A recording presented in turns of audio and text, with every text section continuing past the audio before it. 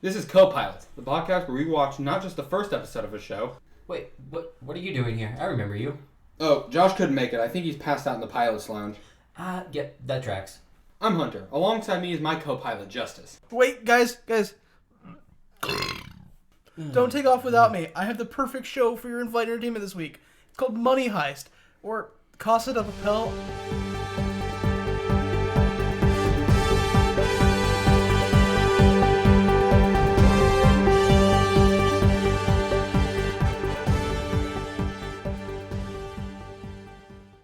Bum bum.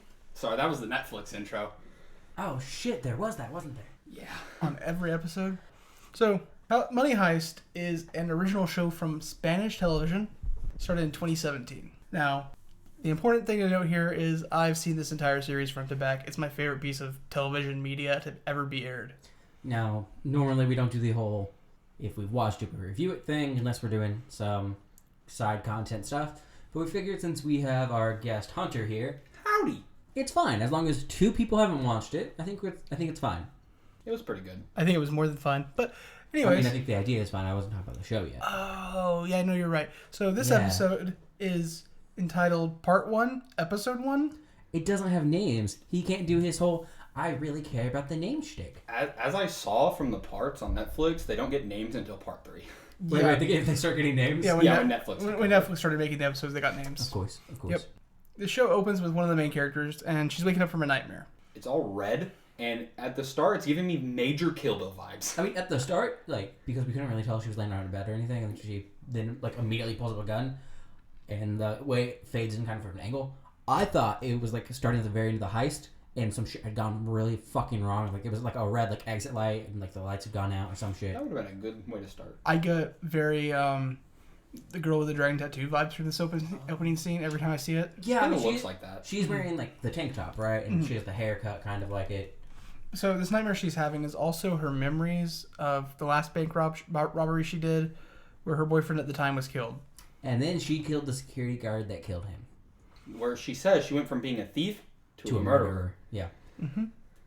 I mean, that you're just upping your rep, though, right? Yeah, I mean you got to get that street cred. She's got too much street cred. This crew that brings her in for the show thought they needed her. Hey, man, what they're wrong. Yep, so... No defense, she's kind of cute. Tokyo is so cute. Because that's her name. Not her real name, obviously, but the name she goes by. Yeah. Alright, so next we cut to her getting ready and walking down a street to a payphone. Yeah, she's talking about how she's been on the run for a minute and 13 days, I think? 13 days, and if she gets caught, she's going to get at least 30 years in prison. Yes. Yeah, and she'd rather not go to jail. And most people don't like that. Her specific statement is that she would rather be dead than go to jail. She'd rather her soul float free than be in jail. Yeah. So she calls her mom, and her mom is like, hey, you should come home. Yeah, kind of clearly shakily. Yeah. She also asks her mom if she's seen the news and stuff, finds out if her mom knows what's going on, and confirms that, yeah, no, I'm a bank robber and I killed a man, it's all good. Yeah, that's fine. So the big obvi here is that her mom has a bunch of cops sitting in their living room. Recording all of her phone call. Yep, yeah, all right there. And Tokyo asks her mom if she's alone. And of course her mom's like, yes. Of course I'm alone. Why wouldn't I be, sweetie? And Tokyo's like, okay, let's meet at the market near your house. Now, I mean, the way we portray that kind of makes it sound like her mom was perfectly fine with it. No, her mom's clearly shaken up. Yeah, she looks shaken, is not happy with all the fucking police, I'm pretty sure, in all of wherever they are in Spain, in her living room, because my god, were there way too many people. Oh my gosh. And we had people in full SWAT gear just pointing guns at her mom. Standing in the middle of the fucking dining room. To be fair, Tokyo has successfully committed 15 heists. Yeah, sure. And is a murderer. Incredibly wanted. Yeah. She's not just knocked over a local bank and killed a dude. Yeah, I just think it's weird that they're standing in the dining room. I think at 15 heists in a country as small as Spain, you're actually starting to look like an actual national issue. Yeah, I can see that, I guess. Yeah. But, so she tells her mom to, head down as if she's going to the market. Okay, and as she hangs up the payphone, she talks about how her guardian angel appeared just then. And a guy in a beat-up Pinto, right? I think in 1996, I think they said Pinto. Yeah. Because they were accurate with the year I can and look stuff it up for some reason. too. Nah, it's fine. Nah, it's a red car. The car does not matter. A red little hatchback. We get the car once. It's fine. The car matters in the future, but not right now. Shut the fuck up. Actually, I want to point out red really matters in this show, especially when it comes to the guardian angel. I don't know why, but he does a lot of things involving red. Red is a large theme in this show. I haven't really thought Yeah, about he the does. color theory in this, but like, He yeah. he folds paper, A red All origami red. green. like Has a red car. has a red car. All his phones are red. Like red is a huge Yeah. theme in this They're show. all The wearing red. Yeah, like as you'll learn later, the jumpsuits are all red. All the school girl socks are red. Yeah, like red plays a major role too. We start with legitimately red light. Legit, I had not like thought of the color That was like theory one of the show. first things I noticed. I didn't really notice it until the origami we see later. Yeah. He pulls up in this '96 Pinto, And he's like, "Hey, you're about to walk into a trap. You should get in my car." and she, of course, is like, "What the fuck?" Jumps into the car, points a gun at his chest, at his stomach. Before she actually jumps in, she's like, "No, thanks. I'm not gonna get in the car." Yeah, and then she starts walking. And then he starts quoting the phone call, like, Yo, So she gets in the car like Hunter said and points a gun at him.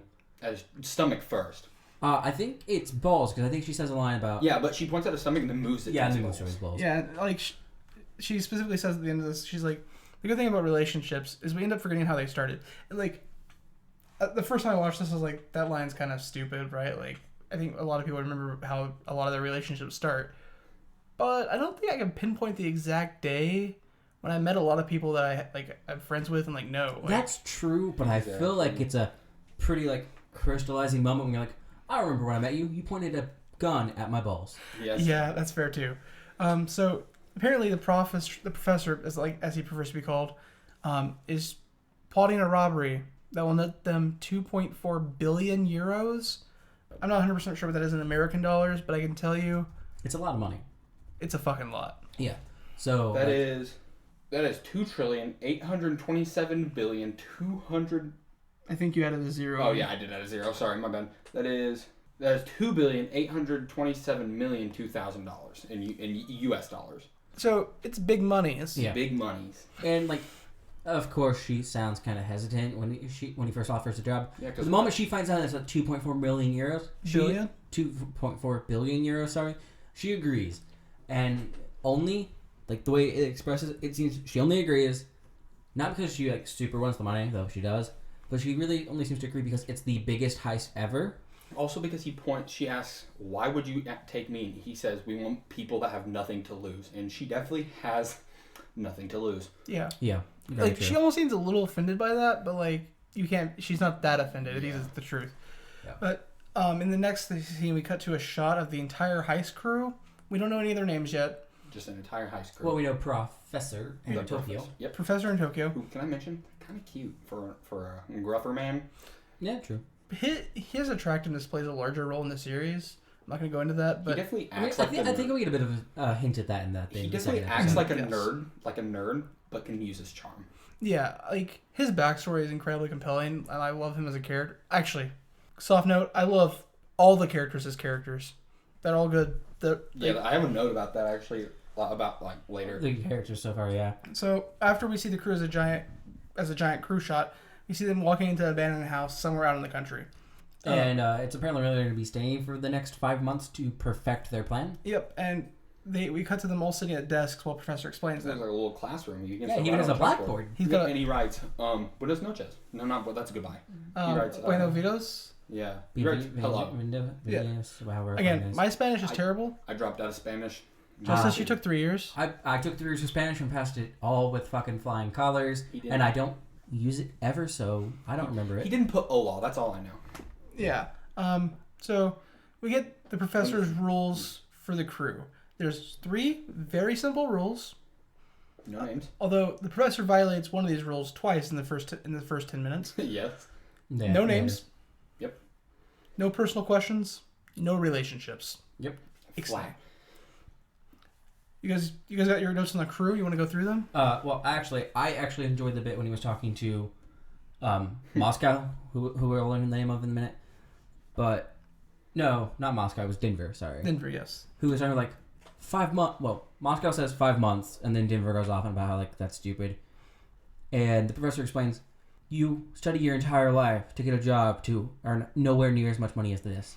Oh, like 5 a shitty salary. Yeah. Yeah, to get a shitty salary, but this is 5 months to make 2.4 billion So euros. you don't have to work again. Yeah. So your kids don't have to work again. So your grandchildren Grandchildren don't have to work again. Because Yeah, and he makes a great point. Like, Yeah, no, 5 months for like anything sounds like a massive amount of fucking Yes. time. But like, he's not wrong. 5 months to make more money than you'd ever hope to Let's just put this in context. come near in your lifetime. 5 months is less time than this pandemic's been going on. Yes. Like, it's ridiculous. But yeah, like he makes the point. Like people spend years of their life, like you said, just learning to get a shitty salary. And $2.4 billion. There's 9 of these. There's 9 people here. $2.4 billion split across 9 people is like over $200 million each. It's lots of money. $250 million each. Like you're talking $250 million for each of these people to walk out. Yeah, here it's with. ridiculous. So yeah, you guys got your guys on the crew, right? Yeah. So we get their names or the names they choose, which are based on cities. Because they try to kick around a few ideas. Like they talk about maybe naming themselves after planets, but yeah, and then one dude says, "I'll be Mars, you'll be Rio," as we learn later, who sits behind Denver, says, "I'll be Mars, you can be Uranus." and Denver's not having that. No, he's like, "I'm not gonna be an asshole." Which, Even though I haven't up until this moment, Uranus has been an asshole. Yeah, I kind of like planets more than cities, but that note quickly subsided. Honestly, the city's name at first, not so much after we got into it because it was really good. At first, on my mind was like, I remember Zombieland. I liked Zombieland. Yeah. Like, I do like that the professor actually throws a brief nod towards Tarantino because he's like, we can use names, colors, planets. Colors, of course, being how Tarantino named all of his characters in Reservoir Dogs. Yeah, I think. Yeah. So that was a nice little brief nod. The only problem is, if they named planet, there are only 8 planets. And there's 9 of them. But there's Professor. He's already got a name. Oh we were counting professors. 8 planets is perfect. Yeah, exactly. Plus, think about all the fan art that you would just turn them all into Sailor Scouts. Ooh, Oh, that'd be so that would have good. been cool. Right. Anyways, they'll get names. Yeah, we start with Berlin. Berlin. Yeah, we start with Tokyo. She's Tokyo. like, "You already know I'm Tokyo. The man sitting behind me checking out my ass is Berlin." We learn that he's in charge of the heist. Mm-hmm. He has performed 27 heists. And the largest heist he's done was in, I forget what Champs-Élysées? Yeah, In Paris? where he stole 434 diamonds. Yes. He's wanted around the world. And they were 14 karat, right? She mentions the carat. I'm pretty sure they it's were 14. like 14 karat, 434 diamonds. And he's wanted all around the world in like a bunch of different countries. Yes. Next up. This man is also sitting in his classroom in a full suit. Yes. There's only like, every time you don't see him in the jumpsuit later, he's always in a suit. Yes. Literally always. Berlin's got style. Always. He definitely does. Up next, we have Moscow. And Moscow is an older guy, and it talks about how the first thing he was digging were tunnels in the mine. Mm-hmm. And then he learned he'd do a lot more than dig some tunnels in a mine, and he started using it to break into fur stores and stuff. Yeah, it was like he learned that digging up could net him a lot more money. Like, and so it just talks about how he's good with thermal lances and any industrial tools. The subtitles mentioned that he was good with thermal lances, but the English dub didn't, because this whole show's in Spanish. yeah. So we watch the show with its English dub and with the Spanish subtitles. If we hadn't been taking notes, we probably would have watched it with the Spanish. Yeah. Because, one, that's just more true, and we don't have to watch when the voice dub does not match lip flaps. Yeah. He does... You notice the thing about his character, though? When they first go to introduce Moscow, he starts coughing. Yes. A coughing fit. So that's just a hint to later. Yeah. And after that, we have... Denver. Denver was the one we were talking about earlier. We kind of described him as a ticking time bomb or the hitter of the group. He's there to, crack some skulls. And this man looks like a combination of John Bernthal Okay. Yeah. and James Franco. I'm there. Yeah. Yeah, I can see that. It looked like John Bernthal and James Franco were put in a blender, and this is Denver. And at first, I really don't like these characters because they either go like fuck something up, their temper gets out of control. No, he is actually like a really good character. Like you said, all the characters are super good in this, and like him being this way actually helps them out a lot. Yeah. Mm-hmm. And we also learn here that just a bit ago he was bantering with Moscow, and there's a reason for that. Moscow's his father. Yep. What? So we have a father-son. Relationships. So what is this? And next we have Rio, the alarm and electronics expert. And also major hottie. Dude, oh my god. I don't know if I call him a hottie, but he's definitely a cute. Dude, he's adorable. I love adorable. this boy. But Wait till you see him without his shirt on. Oh, dude, he was coding since he was 6. But other than that, Tokyo State, it's like he was born yesterday. He has no common sense at all. Which, I mean, he doesn't really have common sense in any of the scenes we see him in, but he's still smart. Like, yeah. So I think she was just saying he was bad at social interaction, that kind of stereotype of, I do computers. but he was still pretty good. Yeah. Like, he definitely wasn't the face of the group, but he was still pretty good. And before we change to the other character, she also says he's the most dangerous for her. Yeah. Also my weakness or something. Yeah. Yeah, because spoilers for this episode, they have a relationship together because Of course, they have to break the rules. Yeah. she can't keep her pants on. But also, I mean, if I were around Rio... Yeah. And after that, we have Helsinki and Oslo. Twin Serbian brothers, and they are also just additional hitters. They're the weapons experts. Yeah, like they're experts with weapons. Guns, bombs, mines, anything that you need to blow stuff up or shoot something. They're the long-range hitters. They hit with bullets. Sadly, we didn't get to see much of them in these 2 episodes, and I was a little upset. I will say Oslo doesn't get a lot throughout the series, partially because of things that happen in this season, but Helsinki is a gem, a pure uncut gem. But from Which means Berlin's doesn't care about it. And right? this is also the professor breaking another rule. No relationships. They're literally twins. Yeah. Yep. The last person we get introduced to is Nairobi.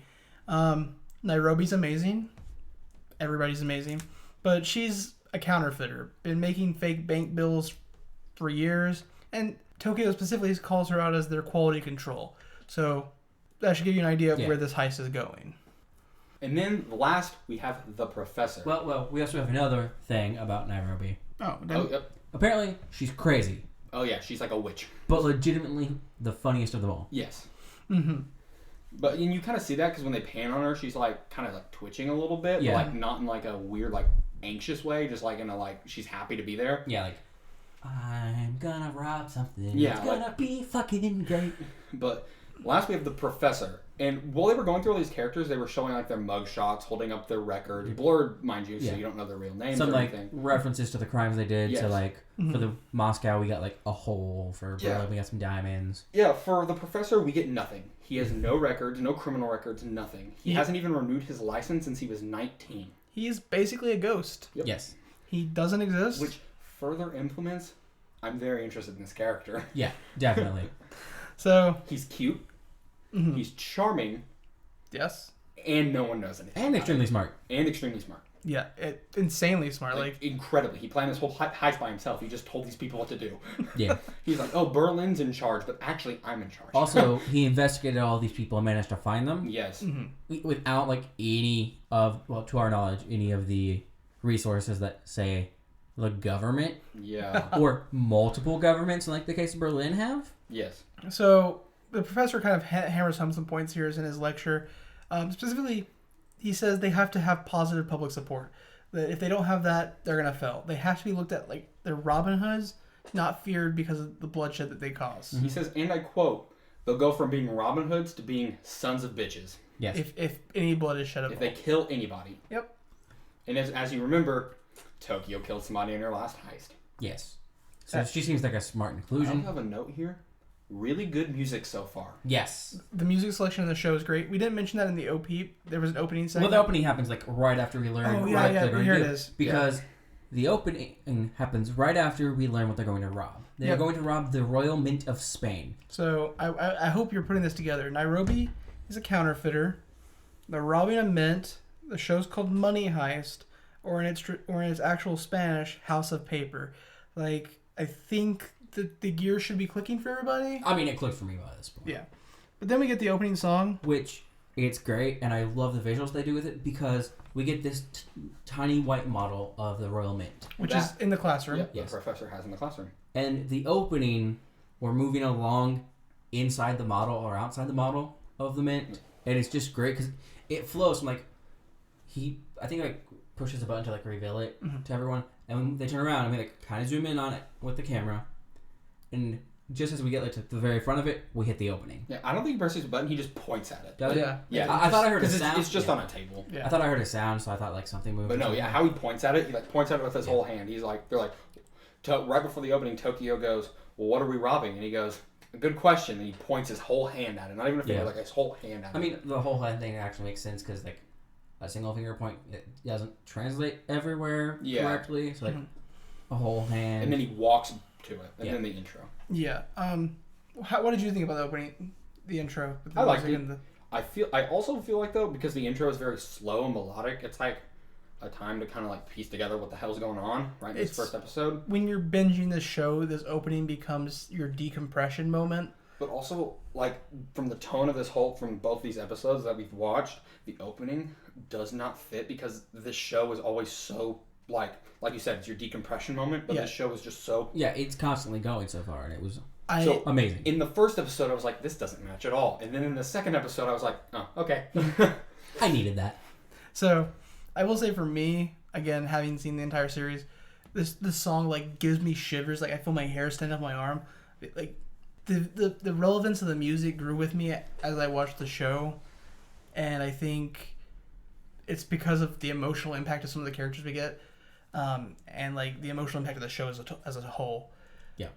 So, when we come back from the opening, it's Heist Day. Yep, they are in their armored truck wearing the red jumpsuits we mentioned, all using M16s or other various weapons. Yes. And they are wearing masks. They're wearing Dali masks. Salvador Dali. Yes. And they're all kind of sitting there, and at some point, Rio mentions who picked these stupid masks, and he takes it off and looks at it. And they get into a slight argument about it. Yeah. Berlin ended up telling him, and then pointing a gun at Rio. And of course, because Rio's Rio, he gets scared. And then Denver cuts in saying, like, we should put skeletons. No, Denver was the one with the cartoon characters. Oh, because his father starts making fun of him for that shit. Yeah, who said skeleton? Oh, no, Rio said skeleton. Rio, like, he's like, whenever you see people in movies robbing, they're always wearing monster masks. Yeah. And then Denver is like, should have been kids' cartoons. He's... If a guy comes in with wearing a mask, a kid's cartoon mask... Mickey Mouse is what he says. Mickey Mouse. Mickey Mouse. You're already gonna think he's fucking crazy. And then he has a fucking gun. You don't mix guns and kids. Yeah. It's actually a very good logic. To which I think his father's like, well, then it should be Jesus because it's like so antithetical to what Jesus was about. Yeah, and everybody laughs, of course. And then Tokyo points out a girl in her head. Yeah, in her head, because there's a Tokyo inner monologue. This whole thing, she points out in her head. I'm not sure if it's an inner monologue since she's telling us about the heist, but she does monologue everything. Yeah, but she says a woman can spend 2 days picking out what shoe she wants to wear for a wedding, but will never care about what mask to wear to rob a man. Or something like that. For a heist or something. Yeah, she's very adamant here that the heist needs more women because it's just her in Nairobi. Yep. Yeah. So then we cut to a bathroom with a random blonde woman we haven't seen before, and she has a pregnancy test. Yes. Yep. It should also be noted it's about 9:25 a.m. here in the show on the day of the heist. Yeah, they put timestamps and days throughout the episode. So we come back to the crew, and they're getting ready to hijack a truck, the truck that brings the blank currency paper into the mint so that it can be turned into currency. Yeah, so they jump out of their armored car. Nairobi and Tokyo get into a nice red, I think it was a Porsche. We don't really, they don't ever mention it, but just from looking at it, looked like a Porsche. Maybe a Corvette, I don't know, but they all jump out. They change into new things that aren't the red jumpsuits. And Rio blocks the radio signal. Yeah, Rio blocks the radio signal. They set up roadblocks with spike trips and so the wires wrapped around the wood. They jam the comms, all that stuff, and you also see the giant machine gun. Yes, and they are even though they plan not to kill anybody. We know why they're like taking this truck. Particularly, they plan on sneaking explosives into the mint through this truck. Mm-hmm. Well, not just explosives. They plan on sneaking the crew in too. They mainly just like said explosives. I think the sub mentioned like it was their also way to get them, but I think the dub just said explosives. Yeah. So, then Tokyo kind of mentions in her monologue that the night before she was proposed to. We don't get much on this right now. See, when I first listened, I thought she meant the night before her first heist, but like you said, later we kind of figure out. Yeah. Mm-hmm. Then we cut to some high schoolers on a bus. We've not seen any of these characters either. One of the weirdest transitions. Well, right before we cut. They take the truck. They take the truck, and we see them forcing the officers to still drive them to the mint. They put one partner, They put two partners and both drivers in the back of the truck. Yeah. And then so they keep one police partner and the other police partner driving the in separate cars. Yeah. Yeah, driving in separate cars, and then they put Berlin in the front car. Yeah, Berlin in the front car, and I think Denver's in the back car. It doesn't really matter. We don't really see it.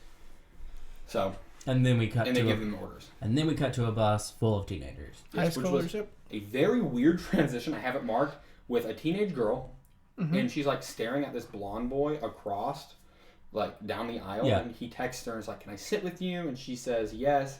He comes over and goes, "Hey, you want to go out with me?" Yeah. And then they instantly hold hands, and then he instantly kisses her. Yes. Which was like the weirdest pacing to me. Yeah, it's probably the worst scene in. It was the worst scene of these two in both these episodes for me. Yeah. Because they're like 17-year-olds. They're not even like 14, 13-year-olds. If I was 14 or 13, this definitely would have happened. But they're like 17. Part of me wonders if there's more contact, like if we had paused and stared at our phone, like because there was previous conversation history there. So Yeah. But so after they kiss, the bus kind of pulls to a stop at the Royal Mint, and we find out they're taking a tour at the museum today because there's a museum attached to the Mint. Yep, and it's open today. Yes, and then we see Nairobi and Tokyo outside in disguises, and they say the lamb is entering the building. Entering the building, yeah. And the professor makes sure to tell them not to take their eyes off of her. Yes. This is also where I mentioned the red socks. Yes. Because we saw the red jumpsuits when they were in the van. Yeah. Also, I'm pretty sure Tokyo was wearing red lipstick here, too. I mean, Tokyo's always wearing red. Yes. Yeah. And she had her mask up, putting on red lipstick. Yeah. Well, they were arguing about the masks. Yeah. And they drove a red Porsche. I don't know why red is so important, unless it's like supposed to like symbolize blood. But red seems to be very important. I mean, red symbolizes blood. It symbolizes revolution. Which Passion. Passion. Oh, And- revolution's a bit. and It's given- revolution. That's what it is. Given their entire plan, I was with the fairly rocket certain it was stuff. revolution. Going forward in the series, it's definitely got to tie with revolutions. Well, I can see red symbolizing revolution also because when he's folding the origami later, I can't remember if it's in the second episode or this episode, Second episode. Yeah. it could be like the revolution for change. Yes. Because he's turning. He's literally a paper, changing something. He's into turning something it into something. Mm-hmm. Arguably, he's turning paper, the same thing the money is made of, into something beautiful. Yeah.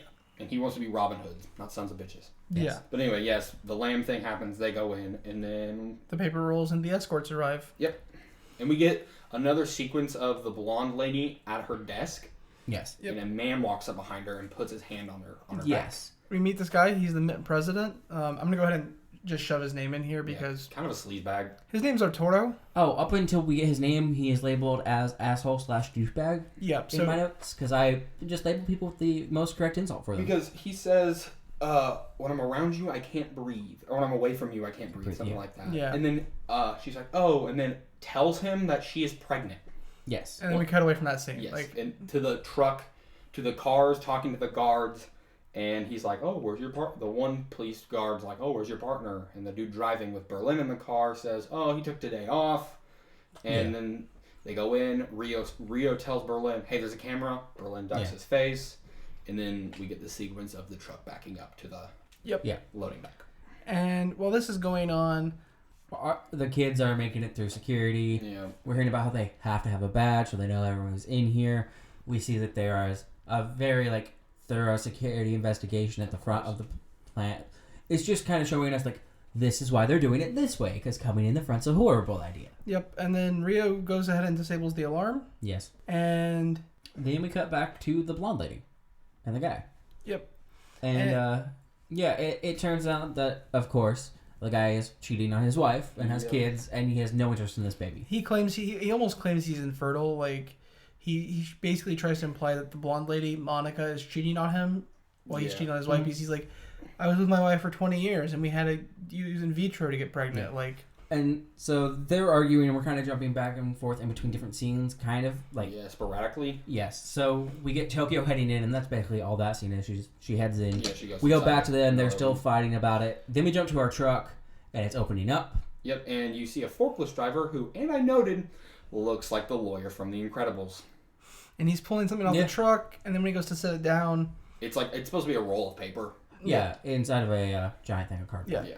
And then when he sets it down, out pop, I think Oslo and Helsinki. Helsinki. Oslo and Helsinki. Yeah. And they pop out They right. shoot just straight up in the air. They pop out right where Arturo and Monica are arguing, and then chaos kind of breaks loose for a moment. People start trying to escape. They're running around.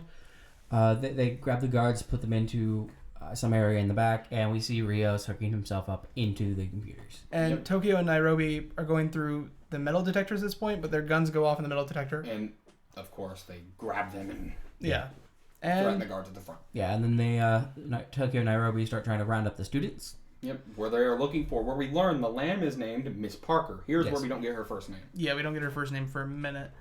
And By she's minute, off. I mean the episode. Yeah. And she is off in a bathroom hooking up with that guy from the bus. Yep. And also here, Tokyo closes the front door of the giant steel door at the front of the man. Yep, Rio's the one that slams the button on that, but yeah. Yeah, he comes up and slams. And then, so they're locking the place up, and they're really just searching for this girl. Yep.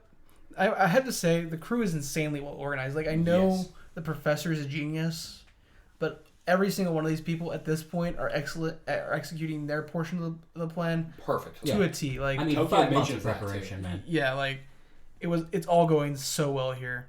So we go back to the girl and the guy, and they stop making out.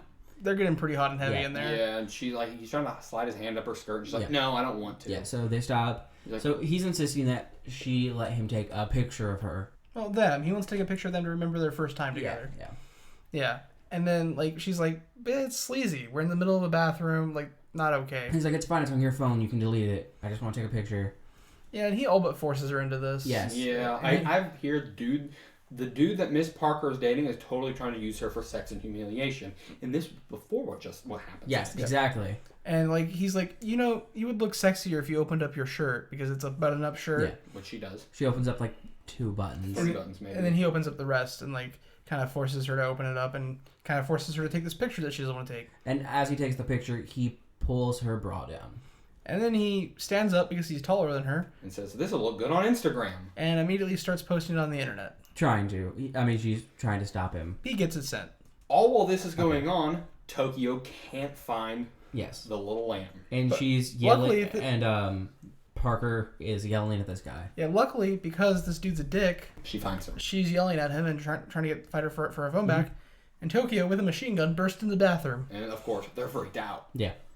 They lead them back to the group, and that is a tiny plot point solved near instantly.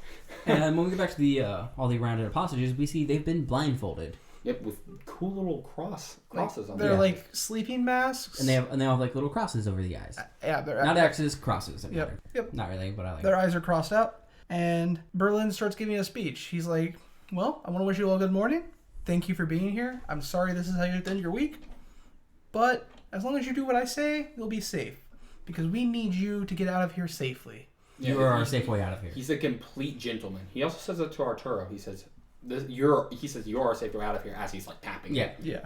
So while he's doing this, Denver and Rio are collecting cell phones, getting people's names so they can put that with the cell phones. And their pins so they can get into their cell phone. And the PIN numbers for the cell phones. And they go to Arturo. Yes. And they go, give us your phone. And he goes, all right. And he gives them their phone. And he goes, what's your PIN? And he goes, do you really need that? And he goes, what's your PIN? Like Denver does.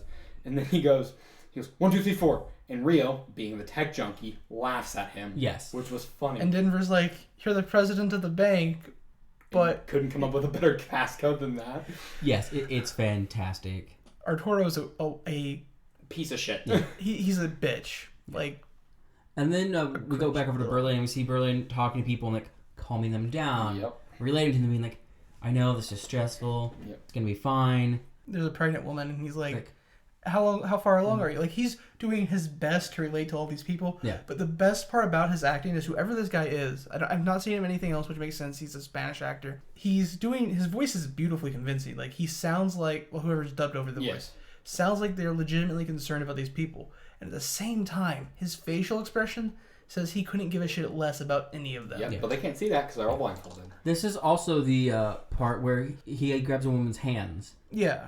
And she's freaking out, like definitely having a panic attack. He said, "Do these feel like the hands of a monster?" And she said, no. But of course, what else are you going to fucking Yeah. say in that situation? So he literally just leads her through breathing exercises, Leads and everyone through yeah, breathing and then exercises. after he starts with her, he leads the entire hostage group into breathing exercises. And then the phone at the front desk starts ringing. Is that then? Yes. Yep. Yep. And then I think we cut to Moscow and Denver. Yep. We cut to Denver and Moscow down in the vault. Of course, using his thermolanche blowtorch to cut into the gears and open it. Where I want to know, he's wearing a welder's mask, and Denver just walks right in and looks right at the spark. I know it's not a a true weld, like because welding will just destroy your fucking eyes. Yeah. How does he not have like welder flash even from just looking at like just this bright light? It's not as bad as just like a welder torch, but it's still. I hate to say it, but it's because it's TV. Mm-hmm. Yeah, but Also, I'm just like, also Denver's just stupid. So. yeah, he'd be like, "Hey, Dad, oh God."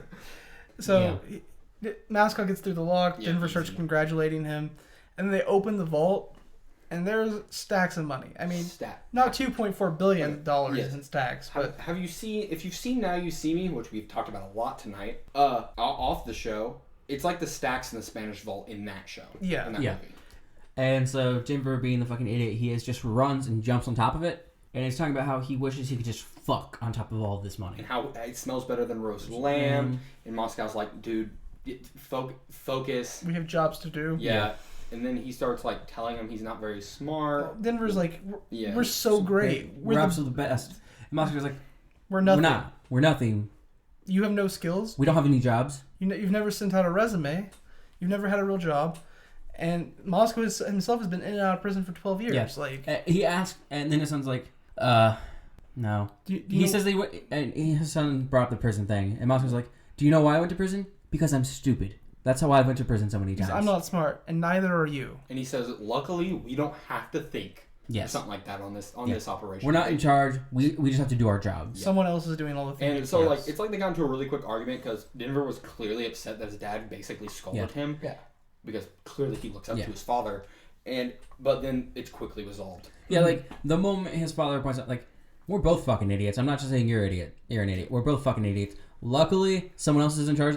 They actually start packing it up, and his son says something fucking stupid. I don't remember what it was. And they kind of just laugh. It's like, yeah, no, he's right. Here's where I really thought they were going to, like, pull in the basic trope, which is like, oh, father, son, they don't get along. But no, you also find out later they have a really good, like, they bounce off each other really well. Yeah. They actually care about each other a lot. Yeah, no, they do that thing that you can do with family. Where, like, I can snap you for your fucking flaws and still be like, yes, we are family, and, like, it's fine. Like, you do fucking stupid shit, I'm going to call you on it. Yep.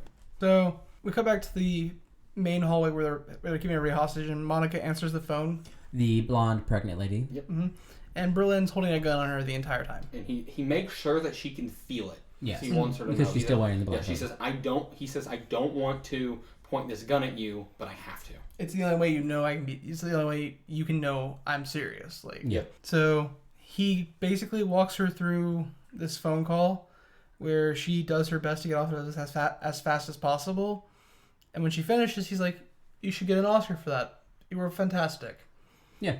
And after that, we get a scene where Tokyo, Rio, and I think and Denver go into like this break room looking area, and you figure out they have all the phones taped up. Yes. Yep. And like they have all their names and pins written in it. And Tokyo monologues and says, and before that sweet calm before the storm, it seemed like an ordinary day, implying the day would quickly take a turn. Yep. And two other things in this area of the scene, we get either Helsinki or Oslo, I don't remember which. I think it was both in there, but pulling the analog cord, analog cables through the toilet because they're wiring in they're hardwiring communications into the museum and meant so that they don't have to use radios and comms and can't be intercepted. Yes. So that way they can just talk to the professor who is off site. Yep. And then right before, as every smart mastermind is. Yes. And then right before we get a flashback, Denver has left the room. Tokyo reaches over, ruffles Rio's hair, and says, "You're very handsome." And then we get a flashback cut. Yep. And it's the manor where they did all their 5 months of studying. Yep. Literally right before we cut, I put Choki and Rio are left in the room. She calls them handsome. They have energy. Definitely hooked up 5 months prior. I mentioned this. Rio's a super cutie. And of course, Tokyo and him are breaking the personal rules. Yeah. Yep. And so we're back in the manor, and it's the day before the heist, and we're in Tokyo's room, and Rio's knocking on her door. He comes in, and he's like, I have something for you. Gives her his dog tags. And he's like, I don't have any way to buy a ring right now. But after we finish the heist, I'll get you the biggest fucking ring imaginable. You'll have to carry it in a wheelbarrow. Yeah. Mm-hmm. And she jokes about how it's an engagement dog tag. But then she starts trying to turn him down. She's talking about how she doesn't think they'll make a good couple. Like, they have good sex, but that's all it is. And how they've only had sex a couple times, in which Rio says, we've had sex every night except for like 4 or 5. Yeah. And they've been here for 5 months. Yes. Rough numbers, that's about 140 times they fucked. That's a lot. Yeah. So he doesn't want to accept. Then he's being very insistent that they date. And you also find out here that Rio's 12 years younger than Tokyo. Yeah, because at one point he's like, it's just because I'm younger than you, right? 12 years. Yeah. And then she says, she turns him down, of course, but then she says they could go to Tahiti to see if their relationship would still work. Yes. So she's willing to give it a chance. After the heist, though. Yeah, after the heist. Right now, she can only focus on the heist. That's the only important thing. She makes that clear. She says, right now, all I can think about is not getting shot tomorrow or something like that. Yeah, and then we go back to the Mint where she pulls his dog tags out of her shirt. To show that fucking idiot. And that she cares about it. Yeah, but she's wearing... Yes. Personal things with his name on them because he points out that it has his name, and at least now she knows his actual name. Yep. And he goes to pull her in for a kiss, but she stops him because Berlin then walks into the room. Well, actually, we see one of the confiscated phones lighting up. Yep, sorry. Yep, it's not Berlin. It's Allison Parker's phone. Yes, we don't know. Her name is Allison. I think we figured out. No, we don't figure it out until episode 2. Yeah. Really? Yes. Yeah. Okay. I'm sorry, I've ruined the first name. It's okay. Oh God, no, it has so much importance. Oh no, and then you see on the phone it is Papa who is calling. Yes. Yep, Allison's dad is calling. Rio turns it off. Berlin comes in. Mm-hmm. Yeah, Berlin comes in. He has them suit back up into their red jumpsuits because they kind of took those off a little bit in their downtime. And Tokyo wasn't in hers because she came in with people. Yeah. So they're going to go open the vault and activate the Berlin because they're going to go activate the alarm. The vault's already open. Yeah. And so we have the entire crew down in the main lobby. Yep, with all the hostages. And Arturo is being stupid.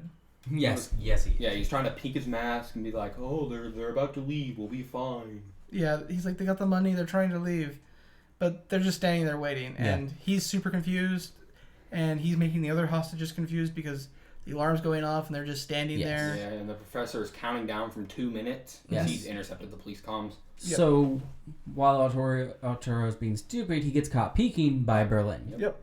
So Berlin just yanks off Arturo's blindfold because he tells him to remove it, but he won't. So no one just look at me.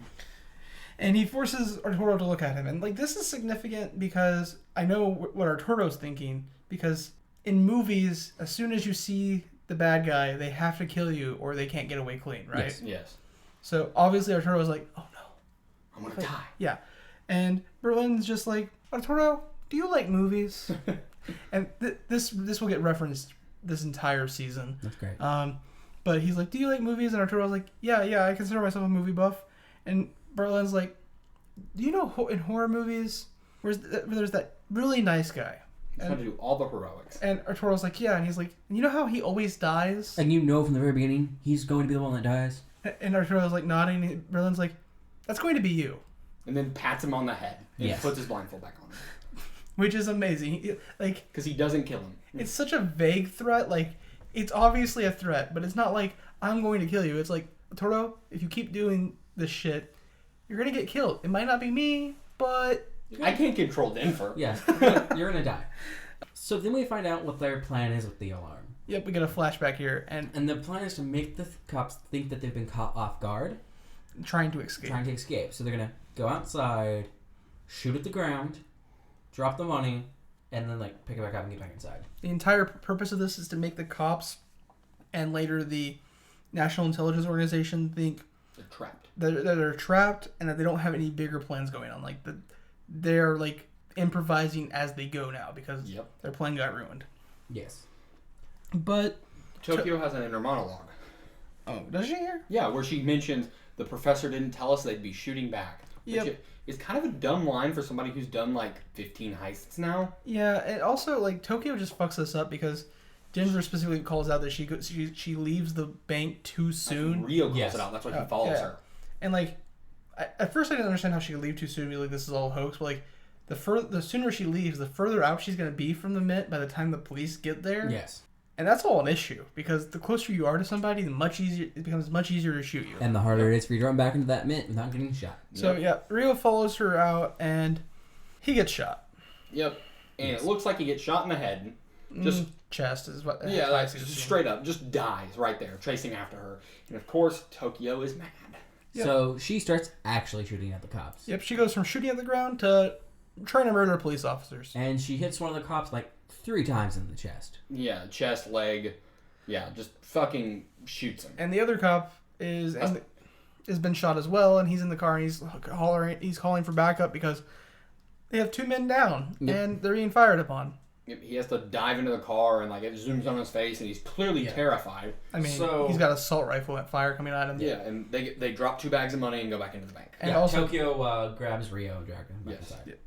Yeah, and then Denver. This episode ends with Denver yelling explicitives because the plan just went to shit, and Tokyo is like hugging Denver's body because she thinks he's dead because we think he's dead, and the plan's just gone to fuck. Yeah, but then also like one of the last scenes before Denver's yelling, she takes the mask off, figure out that he's alive.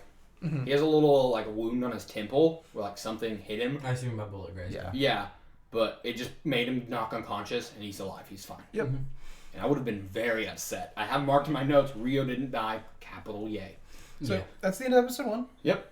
What's your thoughts? What do you think, Hunter? What do I think? Yeah. I thought episode 1 was super good. I thought the pacing was phenomenal. The tension was perfect throughout the whole episode. I even marked again that Rio was a cutie. At this point, I still didn't know what the plan was. Awesome.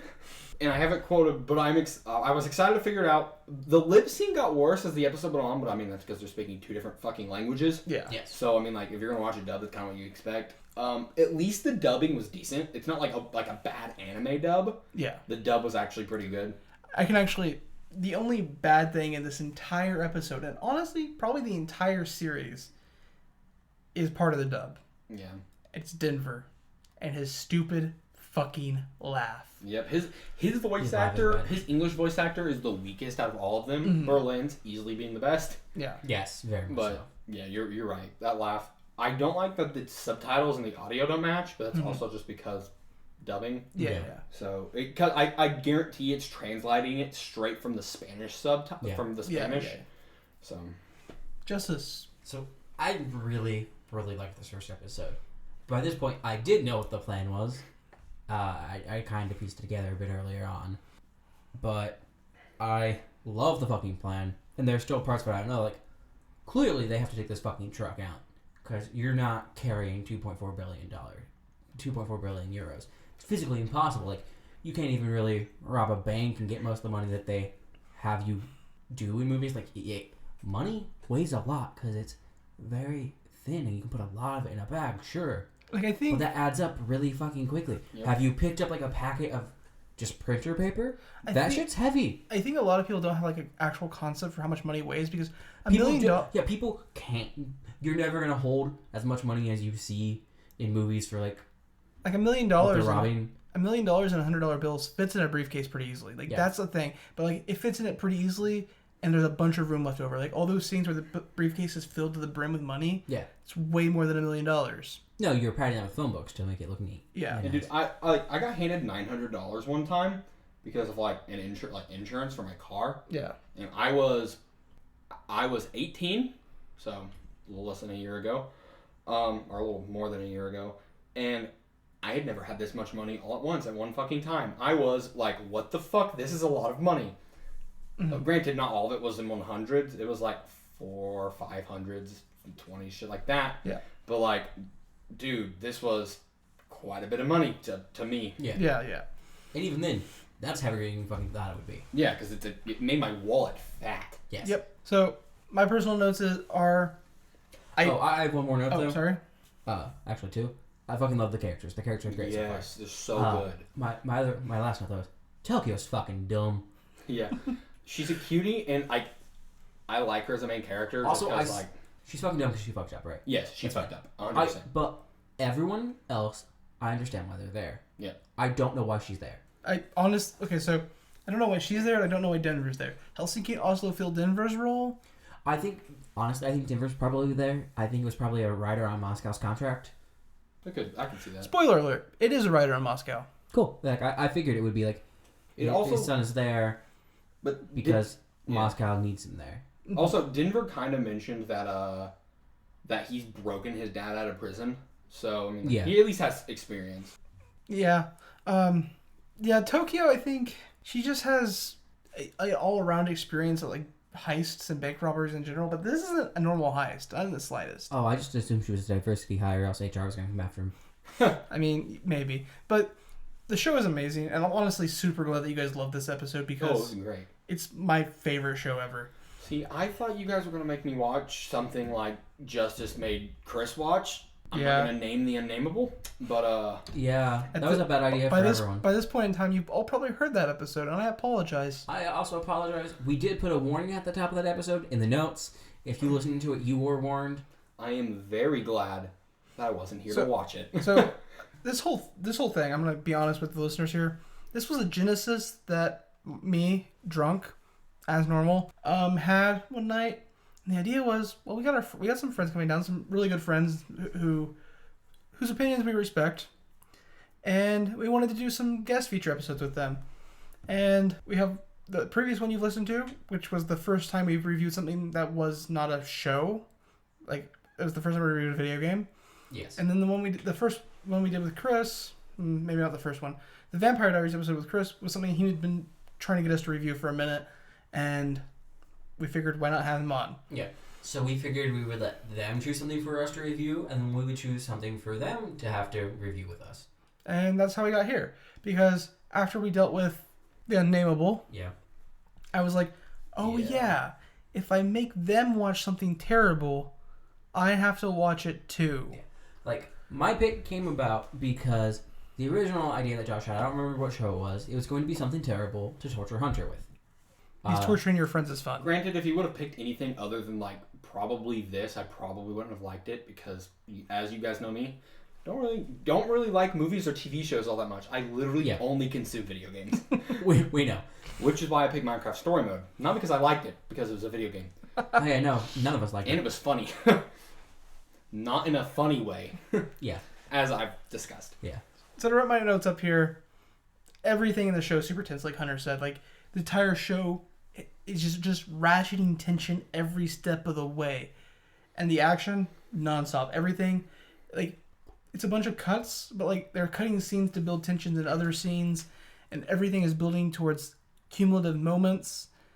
And honestly, the pacing is just excellent. Like, I don't think I've ever seen a show paced this well. Yeah, I don't think I've ever seen a show paced this well. The overdub of the English voices is all around pretty good, other than Denver. I mentioned that. Better than Ghost Stories?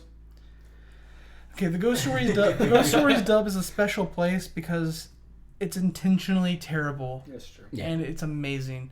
But this is intentionally good and amazing. I think I would rather watch more of this than watch more Ghost Stories. Of course. But I love them both. I mean, it very much depends on my mood. So that brings us into episode 2, which is entitled Part 1, Episode 2. You just look sad that it doesn't have a title right He does. now. Like, if you people could see his face, you would find it hilarious. I love episode titles because, like, a lot of times episode titles don't actually, like, mean much for the episode.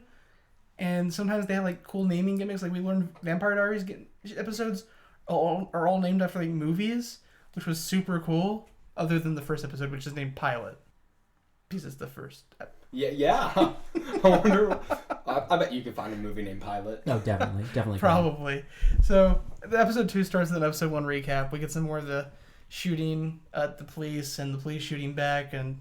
But notably, it is overdubbed with the professor talking about how they shouldn't kill anybody. Yes. Which, ironic? I mean, they didn't kill anybody. Yes, as you find out. Yeah. We found that. Yeah, like that's literally my very next note. Turns out the cop didn't die. He was just wounded. Yeah, Yes. because we got to a woman, and she's with her daughter. Her daughter's name is Paula. And they're preparing for her daughter's birthday tomorrow. Which Paula's mom is not going to let her dad come to. Yeah. Paul is just straight up ignoring her mother. Yeah. Yeah. So Paula, like, calls her grandmother for backup her grandmother to get her grandmother to her mother to let her father come. Yeah, because you figure out that her dad's not allowed to come, and Paula straight up says, "It's because you won't let Dad see me." And Paula's mom's like, no, the judge Won't won't let let that happen. And then Paula's grandmother was like, "Your mom and dad are not in a very good place right now." But they'll work it out. They won't work it out. Spoiler. I'm not gonna spoil. It's not a spoiler. We find out that the reason they're not together is because Of some pretty heavy shit. Yeah. because her husband's a domestic abuser. Which yes. is They're not getting back together. yeah, fuck that Yeah. guy. I mean, statistically, they're probably getting back together, but yeah. they're I not don't getting know. back together. She seems pretty adamant, especially in the Oh yeah. Following scenes. Also, we find out that she is a hostage negotiator because she gets a phone call from the police commissioner, And she's needed at the mint to deal with an issue. even though it's her day off, because it's always their day off, or they're always about to retire. That's police. But this seems pretty important. Or they just started. That's fair too. So then we got to the bank, and the bank is a scene of chaos right now. Everyone is yelling, mainly at Tokyo. In the break room. Wait. Why are they yelling? Well, maybe it's because Tokyo. They think Tokyo killed a cop. They think Tokyo killed a cop. Tokyo Yeah. went out too soon, and Tokyo's fucking Rio. Yep. I hear no problem so far. But Actually, I missed out on my end of one episode notes. Nobody else mentioned it. You mentioned Tokyo's pretty cute, but also Tokyo has a ass. Yeah. Okay, cool. Yeah. Just wanted to get that in the notes. I want to point out from everybody yelling at Tokyo, Berlin doesn't seem upset. He just Yeah. wants to continue with the heist. He wants to go on as normal and put it past him. Yes. Yeah. So they're all upset, and they're getting the phones set up, so there's no radio or wireless signal going on. Yep. The hard lines get hooked up. They shut down radio communications, and then Berlin immediately calls the professor. And we see the professor in a warehouse, it looks like, kind of. Yeah, we saw this in the first episode. Yeah, we got a cut of it. Yeah. Repeatedly saying, "What are you wearing?" Yeah, what are you wearing? Which was just a weird fucking scene to come into. But it does build later. Like, Yeah. It builds too. You know, which honestly I didn't piece together until just now, so. Oh, really? Yeah. Yeah. He was rehearsing. Yes. Yep. So Berlin has the cameras set up, and the professor is kind of pissed about everything that just happened after he's told about it. Yeah. Yeah, he's a little pissed. He asks Berlin to put Tokyo on, and he's like, "Hey, is it true? Are you fucking Rio?" And Berlin's like, "Nah, not." Sorry, Tokyo's like, "Nah, that's not happening. Why would I be fucking him?" They shot at us first, so we Yeah, I was saw a trying to shot save back. a teammate, yeah. Yeah. Yep. Which, Rio seems very upset about this. Yeah. Because clearly he loves this woman. Yes. Yeah. So then we cut back to our negotiator lady outside. Then we cut to the OP first, Oh yeah, we have the opening. which I still love. It's still great. Yeah. And then we go to the negotiator. Then we cut to the negotiator. And she's getting briefed on everything that's happening. Yep. Some people are in the bank, not the bank, the mint, they're robbing it. They have hostages. Her partner Angel is filling her in on everything. Yep. Angelo? Angel. Angel. Okay, yeah. Yeah. And she's like, we know, he's telling her, we know that there's 11 security guards in there, 35 employees, 17 students, so a total of 63 people. Yeah, they assume a 63. Yeah. And they think there's 4 to 6 bank robbers. Well, mint robbers. Yep, Yeah. 4 to 6 bank robbers. But that's 63 robbers. hostages, not including the 2 truck drivers, the 2 cops. And the 4 cops they took. Yes. So that's a total of 69, baby. Nice. The truck drivers and the cops are tied up separately and being kept elsewhere in the mint. Yeah, for they're this. I think they're still in the truck. They're in the truck. They're in the bay near the trucks. Yeah. They're not. Yeah. Yeah. You don't really see them, but We only see Denver throw them down and be like, stay here, and then walk off in episode 1. So then our negotiator lady is talking to the other people around here about how they need to get on this before the feds show up. And she's also saying, she's also asking like if we have cameras and Yeah. stuff, and like, and the other cops are like, nope, they've disabled the cameras, they've disabled the fiber, there's no way to hack them or see what's going on. and we're working on it. Yep. And then we cut into the bank, and we cut into the mint, and Berlin is having a latte. Yep, he does not seem upset about the whole situation at all. He is. It was espresso. My It bad. was espresso. Berlin's having an espresso. He's very calm about it. Yep. Super calm, super like just chill. He's like, everybody else is kind of freaking out. He's like, why are you freaking out? This is our calm. Yeah. This is our moment to relax and get ready for the days ahead. Yeah, so he's in the break room talking to Rio, and he's basically just like, yeah, you and Tokyo are fucking. Yeah. Why'd she lie to the professor? And Rio's like, we're not together. No. And Berlin's like, cool, if you're not together, I'm gonna try to fuck her. Yeah, he was like, what was all that banging on my wall? And he was like, I don't know, maybe she's learning dances. Yeah. And like, obviously when Berlin says he's gonna try to fuck her, that's when Rio's like, Of course I'm fucking her. No, you don't understand. I love her. Yep. Yeah. And then Berlin kind of turns from like joking around about it to being like, oh. And he gets super serious about it. He's like, Oh, you're serious. he's talking about how much relationships are, how horrible relationships are. He sounds like a huge misogynist here. Rio, can you Yes. sit down? I need to talk to you. And the tension is so high in this show that I really, for a split second, dead-ass thought he was just going to kill Rio. Yeah, and like he's talking about how horrible relationships are, how horrible kids are. I always think Berlin's going to kill somebody in every scene he's in. Yeah, like, it feels so possible. But he's talking about like how horrible kids are. I'm like, once a woman has kids, things aren't ever the same because the kid's more important and you don't matter. You'll never see that cave where you put your sweet meat again. Yeah, that is a line from him. He literally sounds like the hugest, like the biggest sexist ever. Yeah. He sounds like a total dick. Mm-hmm. And then he's just like right back to the job and he gives Berlin Berlin's like, what would you know? And Rio's like, what would you know? And Berlin's like, I've been divorced 5 times. Yes. And like Berlin's like, so? And he's like, that means I thought I was in love 5 times. Yeah. And then Berlin gives Rio the job of watching Parker. Yep. Watching Miss Parker. He says you have to stay close to her even if she has to change her tampon. Yeah. Yep. Stay with her no matter what. Then we cut to another flashback of Tokyo. Oh, another flashback at the manor. Yep, where they're all having a good old time because they're friends. Yep, Tokyo is helping Moscow light a cigarette. The crew are all hanging around outside, and they're apparently on a 30-minute break between classes. It's recess. It's recess or lunch. So Tokyo walks past the group, kind of heading back towards the manor. It looks like.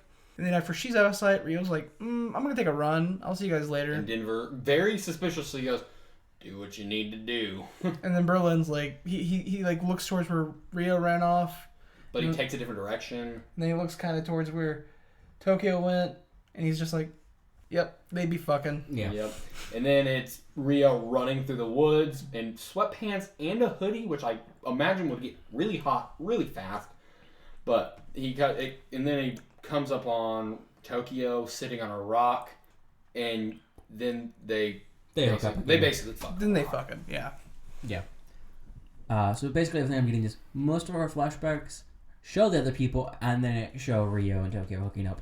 Yeah. Yeah, we get more diverse flashbacks later. But then Rio snaps back to reality, and he heads down to the main lobby and picks up Miss Parker and takes her somewhere to separate them from the rest of the group. It looks like Arturo's office when we get there. It's a very big, luxurious office. Very nice office. And then we cut back outside to the police's main camp area, where they figured out that all communication through the Mint are like, just not there. And then just standard military hard ass shows up. Yep, this is where we learn the negotiator's name. Her name is Raquel. Yep, yes, Raquel. And this is when the head of intelligence arrives. He's a colonel in the military, apparently. We do not get his name. Total dick. At least not in these 2 episodes. We don't get his name. And he's arriving, but Raquel has already put a place to call into the Mint's phones. Yes. Yeah, she's already put an analog line into the Mint. Yeah. And it is then patched through to the professor. Yep, routed through the museum itself to the professor at his off-site location. Yep. So the phone, of course, begins to ring, and Berlin looks at it. Does he pick up the phone, or does he just hit the button? He just hits the button. He hits the button, and then the professor, of course, picks up the phone, sets it down, and puts it on speaker. Yeah. Yep, and he's using a voice modulator to disguise his voice. Of course. Mm-hmm. There's some banter net here between Raquel and the professor. Yeah, he's basically saying he doesn't want to talk to anyone who's gonna bullshit him, but he's doing it in a bantering way. Yeah, and then she's like, well, you should just talk to the prime minister. And he's like, that'd be great. Can you put him on? And she's like, nope, I'm filling in for him. Nope, he's busy, running a country. Yep. And he's like, well, here's what we want. A helicopter. Yep. And she's like, is that what you really want? He's like, nah, what I really want is to know what you're wearing. Yep, he begins to probe her about what she's wearing, and she's like, I don't think that's important. And then he's very calm about it, and this is where the red origami figure comes in. He finishes folding it and places it in front of him. Yep. And it makes sure to zoom in on it. Mm-hmm. And then she's like, even if it was appropriate, this call is being listened to by a myriad of other officers and agencies. Yeah. And he also explains to her why it's important. He says that I think what we wear, it really gives us a good clue of who someone is. Yep. He also introduces himself as the professor here, and because she mentioned all the other people around, he's like, we should introduce ourselves. And they go around the room, and he gets introduced to a bunch of the people that are working in the tent. And one lady goes, how's your day? And he goes, good. I hope yours is good as well. Yeah, it was nice. He also makes a comment about how he wishes he didn't have to use the shitty metallic voice changer, implying that he's not an idiot. He knows that they know. Mm-hmm. And so she asks him what he wants, and this time he's just like, time. We almost got away, and we shouldn't be punished for like a literal like minute of fuck up. If we had started to leave a minute earlier, we would have already been out of here before anybody got here. Yeah. So. Of course, this was their plan from the start. Yeah, but they don't know that. Fuck them. So she asks for the release of the students, and he's like, "Oh, she hasn't described what she's wearing yet." Yeah. Because he reminds her that she hasn't answered his question from before, and then she finally does. So after she answers his question, he's like, No. She says that after she tells him to release the students. Because he's like, that's fair, but you still haven't answered my question. Yes. Yeah. He ignores what she's saying to just point out, well, you haven't answered my question, so why should I do what you asked me? Yep. So she finally describes what she's wearing, and she describes what she's wearing pretty well. But he's like, typically a woman's suit, like you said, you're wearing, has some type of pants or skirt, which you didn't mention. In the future, your answer should be more clear. And then he hangs up on her. Yes. And she also makes sure to mentions everything, and she says, I'm not going to go any further than that. Yeah. For now. Not going to talk about my panties. As like a sense of humor. Yeah. Like the banter. So the head of the intelligence then starts talking to her. And he basically just, just before that, Angela says he's pretty sure the guy's crazy. Yeah, and she's like, he was too calm. No one's going to be that calm.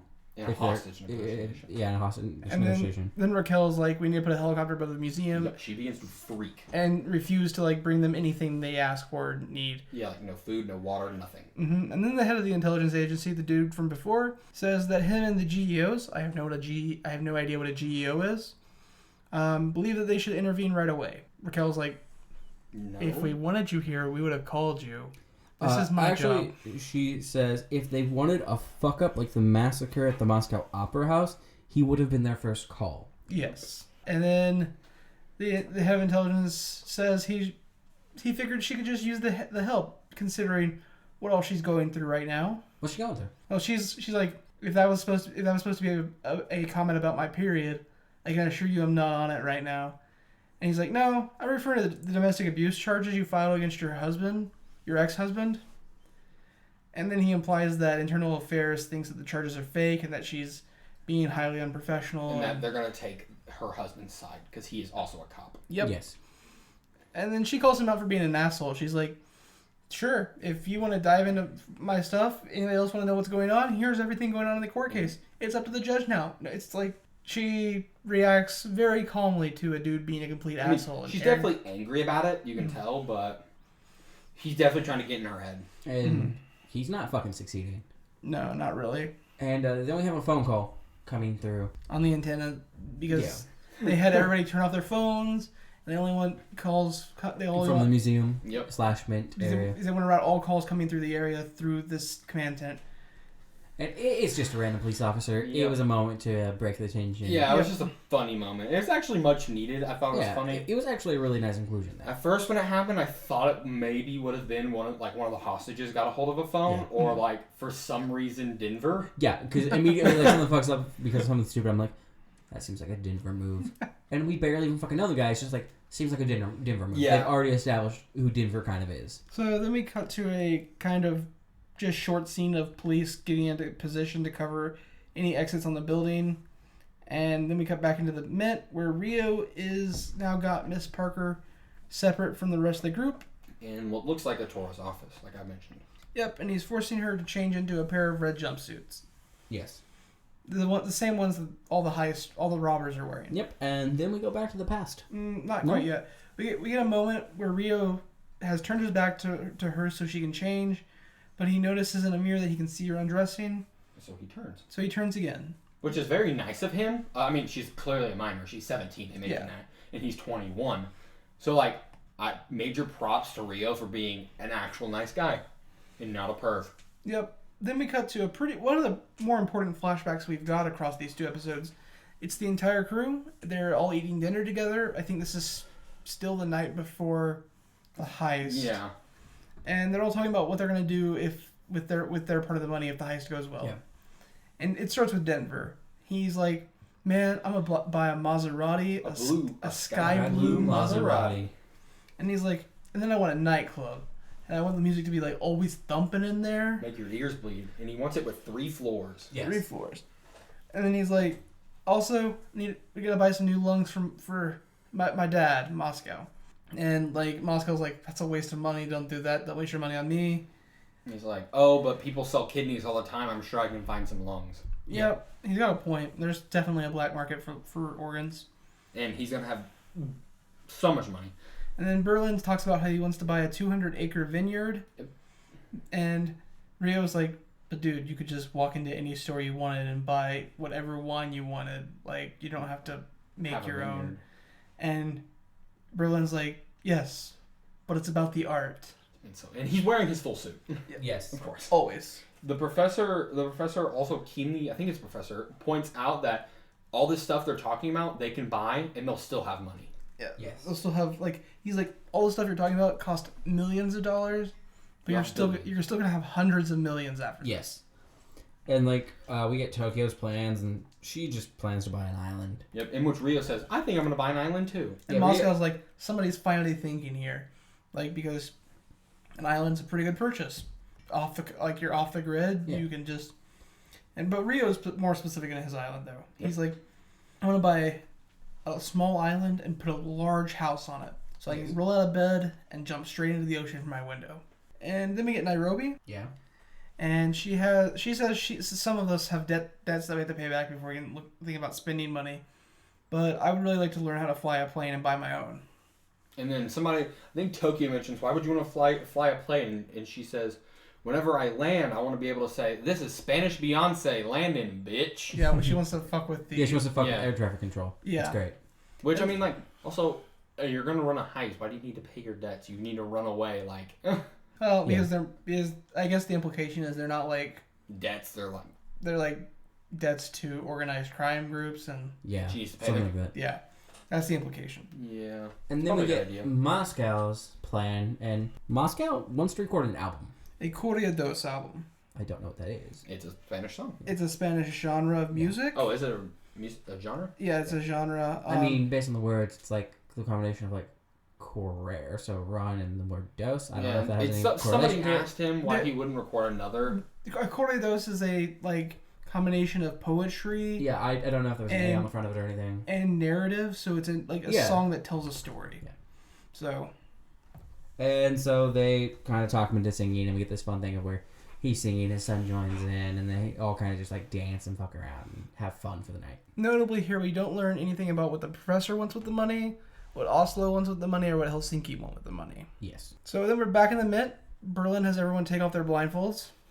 He says that they're now going to pass out sleeping bags. And food. Water and food, specifically sandwiches. He's like, we've got sandwiches for everybody. We brought food. Don't hate us too much. Please. He also wants them to change into some coveralls. Yeah, that's not how he says it. It's beautiful. He's like, we're going to pass out the sleeping bags, the water, the food, and then I need you to all take your clothes off. Yes. Yep, it's a dead. Like his face changes, deadpan. Mint orgy time. Yeah, but he's got, like Justice said, he's going to have them put on jumpsuits. And then Oslo and Helsinki begin to pass that out. Yep, and during this whole time, like Arturo comes up to Berlin, and he's like, there's pregnant women here, there's older people, there's people with medical conditions. You should let them all go. You don't need all these hostages. And Berlin's like, yeah, you're right. Maybe. I'll see what I can do. And walks off. And Denver comes up and he's like, what the fuck are you doing, Arturo? You don't get any say in what the fuck we do. And he's brandishing a gun at him. Yeah, Denver has his gun pulled and he's like, he flips the gun around and he's like, here, Arturo, take my gun. Shoot me with it. Do it. And Arturo, like, grabs the gun, but, like, Denver, like, has him on the verge of tears. Yeah, he's so fucking scared. Okay. And then Denver pulls a second gun and starts pointing at Arturo. He's like, you gotta shoot me or I'm gonna shoot you. You have 10 seconds. Yeah, you have X number of seconds and starts counting down. And then he speeds up as he's counting He doesn't count slowly. He doesn't go 1, 2. No. He just goes 1, 2, Well, no, 3. he's counting backwards. It's 10. No, he started at 1. I don't remember. I'm pretty sure. It doesn't matter. But he goes, like, at a decent pace for something. It's just like, da-da-da-da-da. And then he gets to 9 and Arturo just starts spamming the trigger. He's like, bang, bang, bang. Like, but of course it's fake. Yeah, they're blanks. And this is the scene where Berlin starts talking about how they're going to be handing them all out fake guns as well. And that Arturo's was kind of a demonstration. Yeah. And that everything's going to be okay as long as they continue to follow their directions. I did miss one thing. Before Denver starts his shit with Arturo, Berlin drops that nice little movie threat on Arturo again. He's like, we're buddies. he's like, we're buddies. We share a common interest in movies. Yeah, It just looks at him. Movies. Yeah, I think when Denver was when it's like Denver, don't bother him too much. We are film. Yeah. buddies. So we jump back to the police camp, and the police are still like, how the fuck are they talking to each other? And we get some interesting guesses. Cups and strings is thrown out at one point. Yeah. Sign language is thrown out at another. Because they're deaf. Because I don't give a fuck if they're deaf and fucking mute. Yep. Raquel steps outside of the tent to smoke a cigarette. And she notices a strike force. Yes. In armored cars, just pulling up to the mint. And the head of intelligence tells her they're going in tonight, basically right now. She's pissed because she's supposed to be in charge here, but she's not, of course, because someone from intelligence is there. Yeah, he pulls her aside and he's like, "Look, we have to go in. There is a high priority individual in the mint, and we have to rescue them now. And do you understand what I mean?" And she's like, "No, I don't speak intelligence." He's like, "Okay, fine." The Colonel. The daughter of the UK ambassador is in the mint. And if we don't get her out tonight, by tomorrow morning, it'll be on the news. And the UK will be leading this negotiation. Yep. Which, I mean, I didn't like that, but his reasoning wasn't bad. Yeah. So he's like, we have to go in now or we won't have any control on how this goes. Turns out, though, this is all part of the professor's plan. Yep, we get a flashback. Yep, we get another flashback. And in this flashback, the professor is telling the crew that the police are going to breach the first night. They're going to breach in the bank the first night. They're going to go in before 4:15, yeah. Before the sun goes up. Yes. Because if not, the UK will take over negotiations. Mm-hmm. Yeah. And it's important that they win this first battle. Yep, and he said they will win the first battle because of the little lamb, Miss Allison Parker, who, the daughter of the UK ambassador, who is also the close friend, the UK ambassador who is also the close friend of the Queen of England herself. Mm-hmm. And then from here, we cut to Nairobi talking to Monica, and because Arturo is like trying to talk to Monica and like about something, I vaguely remember, it's not important. But what's important here is that Nairobi picks up on the fact that Monica's pregnant and that Arturo's the dad. And here, Nairobi asks Monica what she's going to do with the baby, and Monica says, I'll probably abort it. Yes. They kind of bond here, too. Like, yeah. Nairobi's getting that connection. Berlin, Yeah, because Nairobi's talking about how hard it is to, like, be a single mom and shut. Yeah. And, of course, Monica's like, how do you know all this about me? She's like, I've done my research. I've gone through your desk. Oh, yeah. Well, they also definitely did research in the 5 months prior. But, yeah, it's actually got a little bit of cuteness in this scene. Yeah, she says, I found your pregnancy test. Yeah. And then after that, Special Forces begins to go in, and then the professor calls and tells Berlin that it's time. And then Berlin has the hostages and everybody else follow them. Yes. Yep. So we also learned that the professor has narrowed it down to the police will try to breach from 4 locations. The roof, the front door, which is shut by steel blast doors. I don't know how they're getting in, but emergency exits, and the loading dock. So he says they're going to try to breach first from the loading dock so they can establish surveillance. Which we learn is them drilling a tiny hole in the door and then putting a camera through. Which that's how most. Yeah, that's a legit thing. Like, yeah. But at the same time this is happening, at the same time the police are drilling the hole in this door, the police pick up a call leaving the mint. Yes. And it's for Allison Parker's phone. And she is calling a radio station. A live radio show. Where they say, we have an onlooker who's there now. And Allison goes, actually, I'm inside. I'm a hostage, and I'm the daughter of the UK ambassador. She just says it right from the get-go. And they have us dressed like them. Yep. And they have us armed with fake weapons. You won't be able to tell the difference if you come in. And if you come in, they're going to open fire. And, like, Rio has a gun on her the entire time, is making her say all this. Yeah. And he has a script. And then the camera that they just drilled through the wall reveals exactly what she said. The room is full of people in red jumpsuits with pointing guns. Yep. One of them is on the giant machine gun. Yes. They have set right at the shipping doors. Yep. So they pull the fuck out of there. Yeah. They the just Colonel. Make sure to pull them right out of there. Yep. It's a loss for them. Yeah. It's over. That's the first encounter. Yeah, and so we see the negotiator Raquel talking to whatever the fuck his name is, Colonel Hardass McGee, that congratulations, this is all on you. I'm done. Yep. And she just fucking leaves. She grabs her coat and walks out. Yeah. We don't see her for the rest of the episode. Yep, nope, not at all. So we also get some more Tokyo voiceover here, and she's like, and that's how 20 minutes after the failed breach attempt, we were making money. Yep, and we won our first night without even firing. Yep, because at this point they start separating the hostages into crews. They're calling out names, sorting people. Yep, to go make some fucking money. Literally start printing money because that's their plan. This theft is entirely predicated on how long they can stay in, because the longer they can keep themselves in the mint, the more money they can print. Nairobi is the head of printing money. As they said in the first episode, she is quality control because she knows what she's doing. Mm-hmm. She makes sure to mention they will be printing money for 24 hours, except for the 3-hour periods where they'll stop to clean the machines and Fill ink and everything. Every 3 hours they'll stop to readjust everything, refill ink, and then I would also pick like to back point up. out that this just gives another thing that Moscow can be useful for, because he's good with, like I said, any industrial tool. Yeah, that's what they said. So, like, if it's any industrial tool, like, I can just, like, maybe he can do at least basic maintenance on anything if it fucks up. It's okay. He's got a different job. You guys just don't get to see I it also, here. they still have a maintenance staff there, but, like, yeah. So maybe I doubt it, but, like, maybe.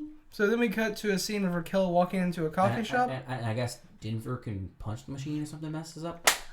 Percussive engineering. Dude, they work so fucking much in factory work. I guarantee you, someone working in a mint somewhere has punched a machine more than once because it fucked up a dollar bill. So Probably. we cut to Raquel walking into a coffee shop, and she's asking the person at the desk at the counter of the coffee shop if they have a phone charger she can use because her phone's dead. And the bartender just says no. Yeah, and she needs to make some phone calls. But then We hear someone from the counter say she can borrow his. The camera unfocuses on her to focus on who's behind her. Yeah, it like turns kind of slightly because she was like blocking him perfectly, and focuses on him, and it is the professor. what? Yeah, if you've seen this, like the sequence in the little pub in Spider-Man: Far From Home, Yes. where Peter's going to talk to Mysterio, it's kind of how it is. Yeah. Mm-hmm. That scene reminded me a lot of that. Yeah. And that's the end of this episode. Yep. So that brings us to you guys' end thoughts for this episode, and one additional question at the end of this. Justice, we'll start with you. Episode 2, what are your thoughts? Yeah, no, overall, this show is absolutely fantastic. The more we learn about characters, the more I like them, the more I think they're really interesting.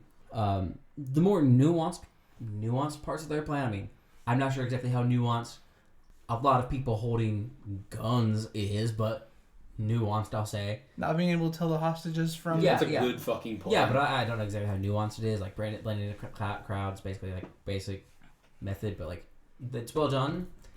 But the more parts of the plan we get, the more and more interested I am. Because, like, I knew they were going to be printing money. I figured that out, like I said earlier last episode, but, like, their plan to, like, like, they knew this fucking UK ambassador's daughter was going to be there. Mm-hmm. They knew they could use her to, like, force the police to attempt to breach, and then realize, oh shit, we can't do that, so that they can buy themselves time to print money. Like, that's fucking ridiculous. It also makes the intelligence organization look terrible. Yes, it makes them look absolutely terrible.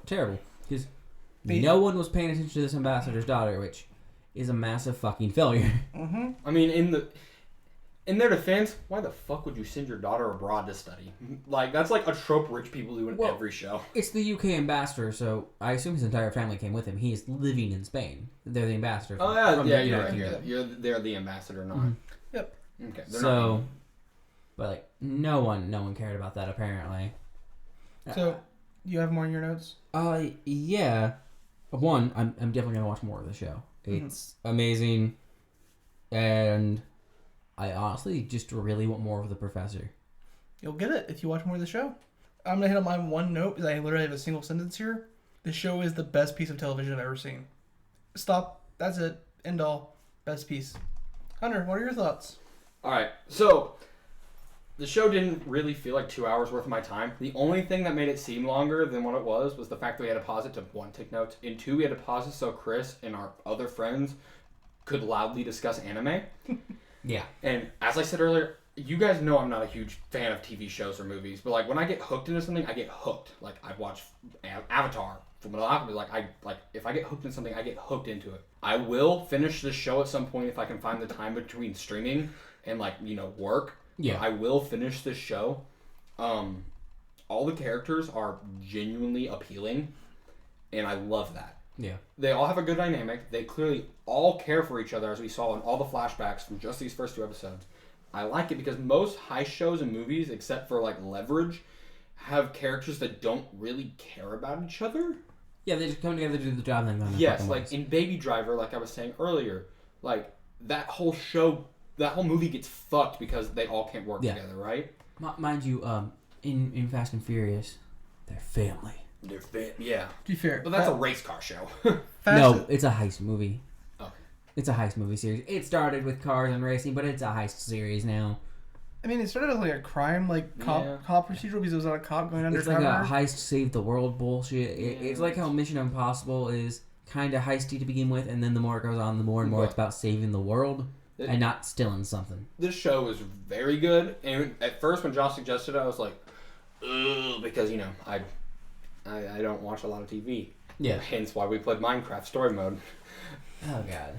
That was funny. Okay, so I want to thank you for watching this and being on this episode. It was very good. We gave Chris a moment to plug himself at the end of his episodes, so same for you. And you actually have something to plug on that, Yeah, Chris. there's not a lot to plug for Chris. Chris can just say, hey, go to my Instagram. And He didn't do that. He didn't even do that. What, I don't know what he said. I guess I'll fix He it said up. nothing. He said he had nothing to plug. No, He but... wasn't even kind enough to plug your shit. And he's your brother. Wow. I mean, yeah. That's my job, though. But no, you can go to my Twitter. It's literally just my name, Hunter Class. It's spelled real weird, Hunter, and then CLAISE. I'll be linked in the show notes. And then my YouTube and Twitch, which are both Fallopian Golem, which is, you know, kind of weird. People comment on that name a lot, but that is my Twitch name. I'm a Twitch affiliate there. It's intriguing.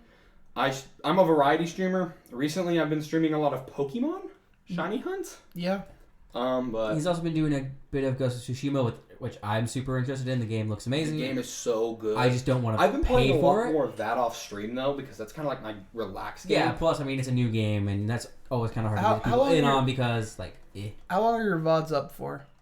They should be up for a while. I post the really important ones up on YouTube. Like my Persona 4 ones will go up on YouTube at some point. Are your Last of Us 2 ones up there? No, because that was so long I didn't cut it up. Okay, yeah.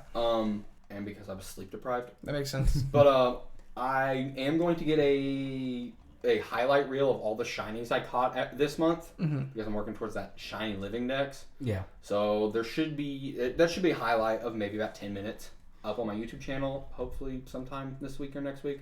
But yep, that's pretty much it. Fallopian Golem, Twitch and YouTube, Hunter Class on Instagram and Twitter. Instagram's a little more personal, but Twitter is used for both personal and promoting myself. Then my YouTube, of course.